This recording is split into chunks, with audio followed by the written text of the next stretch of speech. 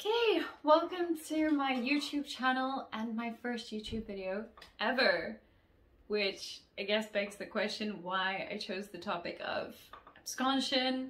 And believe it or not, when I went to go look what had brought the most people to my company's website, link below if you want to check it out, consistently over the last few months, it has been absconsion. So here we are talking about absconsion. Before I dive into that, I'm just going to give a quick introduction. So welcome, my name is Common Free. I'm an employment relations practitioner, and I have been an employment relations practitioner for over 5 years. I have provided services to over 400 clients all over South Africa in numerous industries. I've chaired over 2,000 disciplinary inquiries, and I frequented the CCMA like it was my second home. I've also mentored and lectured the subject of labor relations, and finally, I'm the director of free employment relations. And I'm hoping by rambling off a bunch of my credentials that you feel comfortable that you can trust the information that I share with you. If you're wondering, the topic of absconsion, I get you. It's not the most interesting topic ever. And if you are an employer, a manager, an HR practitioner, ER practitioner, or a student of labor relations, and you are so excited to learn more about the various topics of employment relations, please comment down below what you'd like to see videos about. That being said, we're going to start with today's topic of absconsion. I'm going to talk about what it is, my recommendation of the best practices to follow, what are the common pitfalls or mistakes that I've seen managers and employers make. So let's dive right into it. What is absconsion? Another term for absconsion can be desertion. That is often used. There's nothing wrong with using it. I often see the term AWOL being used. I wouldn't necessarily recommend using the term AWOL. It's not exactly the same thing, but if you do, not the end of the world. My recommendation is stick to absconsion or desertion. Now, to understand what absconsion really is, I'm going to first talk about the very closely related extended unauthorized absenteeism. As the name suggests, extended unauthorized absenteeism is being absent for an extended period of time without a valid reason and without valid proof. This is often accompanied by the very closely related but not the same offense of not informing the company that you are not planning on coming to work. So that one we categorize as some version of not following the company's rules or procedures or protocol, in that you, the employee, did not inform management or the employer or your superior or supervisor that you don't intend to come to work. Now those are two different offenses, not the same. Back to extended unauthorized absenteeism. What makes it extended? Now this will differ company to company. If you have a code of conduct that regulates what the term extended means in your business, go by whatever it says in your code of conduct. If you don't have a code of conduct, or you have one but it doesn't actually define extended unauthorized absenteeism, the rule of thumb that we generally use is more than 3 consecutive days of absenteeism. Okay, so extended unauthorized absenteeism is being absent without permission, without a valid reason, and without producing valid proof for an extended, i.e. longer than 3 days or whatever your disciplinary code says, period of time. Now, what is absconsion? Absconsion is exactly that, with one unique, very important additional element. And that element is the employee is absent for an extended period of time. They do not have a valid reason that you're aware of. They do not have valid proof that you are aware of. And, drumroll, they do not have the intention to return to work. And therein lies the most important element of absconsion, is that you are absent without the intention to return to work. Now, obviously, if you have dealt with these scenarios, you're probably sitting there going like, yeah, okay, that's nice, but the person has not contacted me, so how am I supposed to know what their intention is? Yes, we're going to discuss that now. So most of the time, not all of the time, you don't actually know what the person's intention is because they're just absent. They've not contacted you, they've not said anything. There is a scenario that I've encountered, which is where we actually do know what the person's intention is, the person's intention not to return to work. And how this usually plays out is in some version of An employee comes, puts down their uniform if they have one, and they say, I'm out, I'm done, fed up with you, I hate working here, I don't want to work here anymore, some version of that, and they leave. Now, I do understand that many people will classify that as a resignation. And yeah, I mean, sometimes that can be classified as a resignation, very much depending on the wording that is used. But to err on the side of caution, if you don't have a written resignation or it wasn't made very clear that the person is in actual fact resigning, then I would still recommend that you follow the absconsion procedure just to make 100% sure, or ask the person in very clear terms, please, can you confirm that you are resigning? All right, now the most common one that we see very often is an employee is simply absent. They just don't come to work. You have no idea where they are. They've not let you know. You haven't even received a message via somebody. You have no idea where this person is. Okay? That one is our, I guess, typical absconsion route.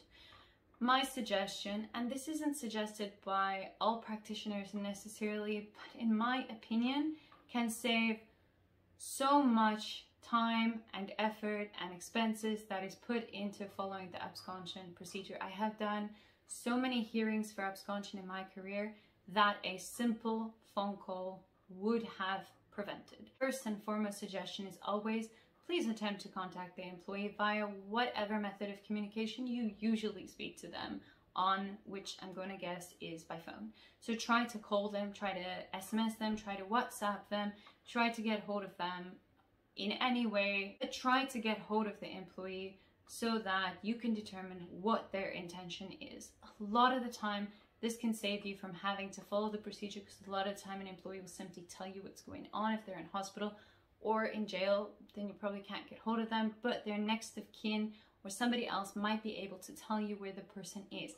That brings me to an important one that I'm not going to wait until the end of the video to talk about, and that is managers and employers.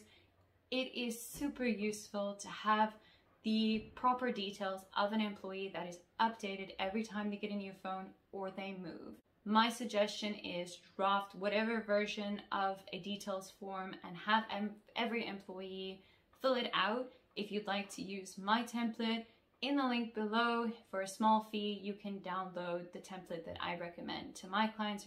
That will provide all of their details, including next of kin's details, contact details, where they live, and different forms of trying to get hold of them, because it probably will include a phone, an email address, and a physical address. Don't really think people have fax machines these days. Probably not that. Strongly recommend that you have that for all of your employees. Okay, back to following the absconsion procedure. So step number one was the informal process of just trying to get hold of them. If you do get hold of them, clearly try to determine what their intention is. Do you intend to return back to work? Yes or no. If you do intend to return to work, when do you intend to return to work? Now, if they do return back to work, I'd still recommend that you take disciplinary action. Follow your normal disciplinary action plan for unauthorized absence, but it wouldn't be deemed absconsion.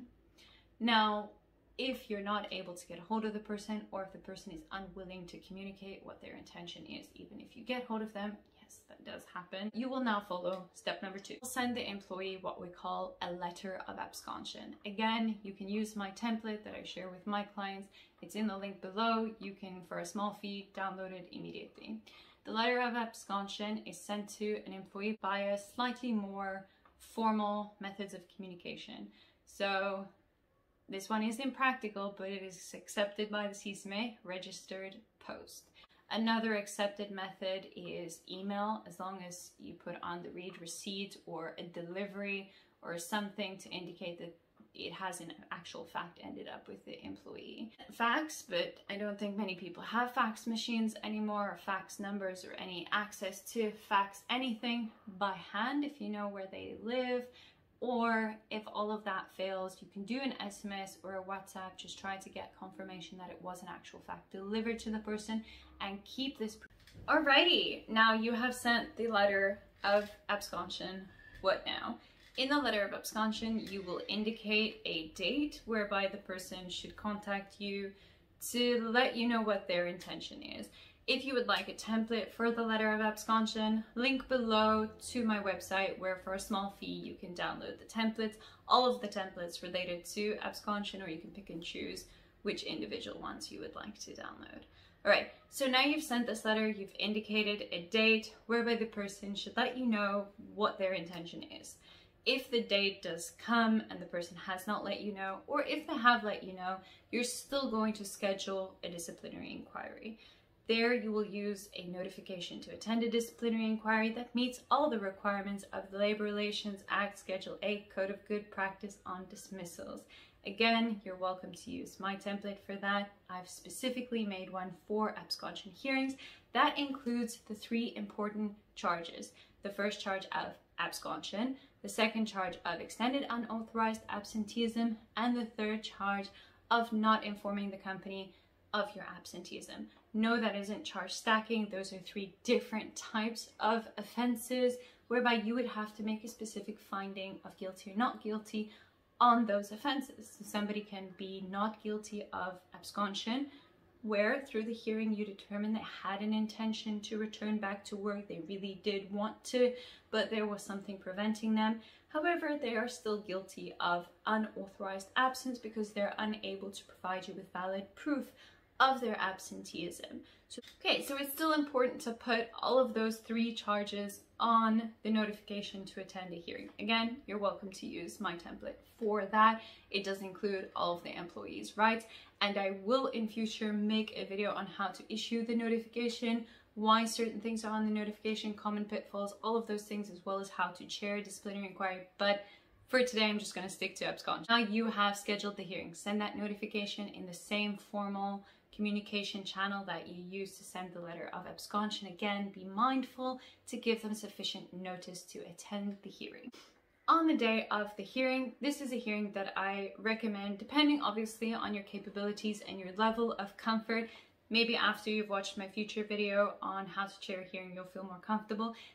But the point is, I don't necessarily think it's always needed to get an external consultant to chair this hearing. As long as you provide a fair opportunity for the person to state their case and that you make a finding on the 3 different offenses based on the individual factors, based on the mitigating, aggravating factors, you will recommend or give a sanction. Now, if you deem that the person did abscond, again, link below, you can use my dismissal template for that as well. This is quite important. If somebody absconds, most of the time they want to resign, but they don't want to work out their notice period, or they think, and a lot of people do understand, that if you resign, you're not able to claim UIF. So some people think that if they abscond, it's technically deemed a dismissal and they will be able to claim UIF. Yeah, no.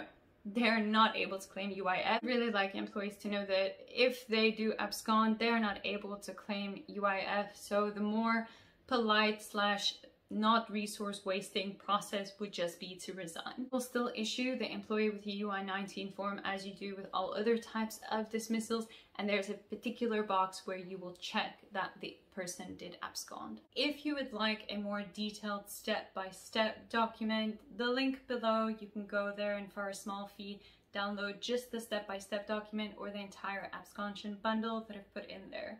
That will give you literally different steps and different scenarios that might be helpful.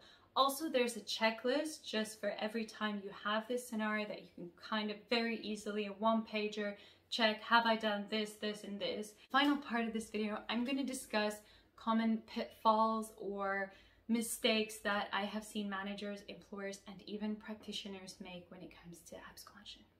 Number 1, and I empathize with employers and managers around this one.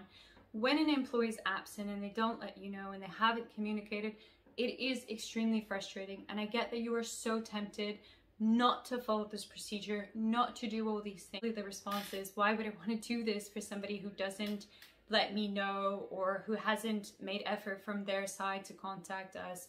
In my opinion, it'll be even more frustrating if you end up going to the CCMA because you didn't follow the absconsion procedure, or you have an employee who you never technically terminated the relationship, so they come back a year, 2 years, and they're like, hey, I'd like to come back to work, and you're like, no, no thank you.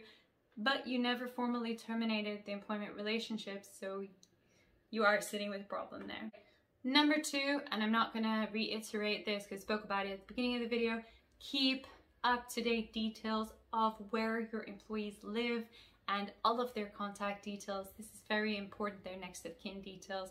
You can use my template if you don't want to draft your own one. Number 3, and I don't know where this came from. I honestly, it must have started somewhere because I have heard employers say this and I have heard practitioners say this, and I'm not sure where it started, but I'm hoping that it stops. Is when somebody says to me, an employee dismissed themselves because they absconded. Now, an employee cannot dismiss themselves. Dismissal, the term is reserved for when the employer terminates the employment relationship, so action from the employer's side in all cases except constructive dismissal. I'll make a whole video on constructive dismissal, that is something else. But when we're discussing absconsion, an employee did not dismiss themselves. If you did not terminate the employment relationship and you did not deem them to have had absconded, I know, tongue twister there, but that is the correct way of saying it. So if you did not deem them to have had absconded, technically they're still employed if they did not resign. So absconsion does not equal an employee dismissed themselves. If you do hear this, kindly correct the person saying it to you or just ignore it because it's not a thing. Just to state it casually, it's not a thing. And I very much dislike hearing it. The final kind of, I want to say error that I've seen happen, and this is mostly done by the chairperson or the person who is making the decision on whether or not somebody is guilty of absconding. And this is where they find somebody guilty of absconsion or dismiss them for absconsion where in actual fact it was extended unauthorized absenteeism, where the person did have an intention to return to work, but there was something that was preventing them, whether valid or not valid, but there was definitely an intention for them to return to work. And here often chair people find that an employee absconded simply on the basis that it was a long period of time that they didn't come to work, but that technically is not correct. So that's why, again, emphasis on the definition of absconsion and how it differs from extended unauthorized absenteeism. To conclude, like I said, I will be making more videos on all topics related to employment relations. I will also make videos about small businesses in South Africa and consulting and possibly some other topics, but please let me know in the comments below what are the topics that you would like to see. What do you find valuable? What don't you find valuable? And what can I do to produce content that you want to like and subscribe to? And please remember to like and subscribe so that I can make this viable to continue to give information that is hopefully helpful for everybody. Thank you for watching my first ever official YouTube video. I look forward to making lots more content.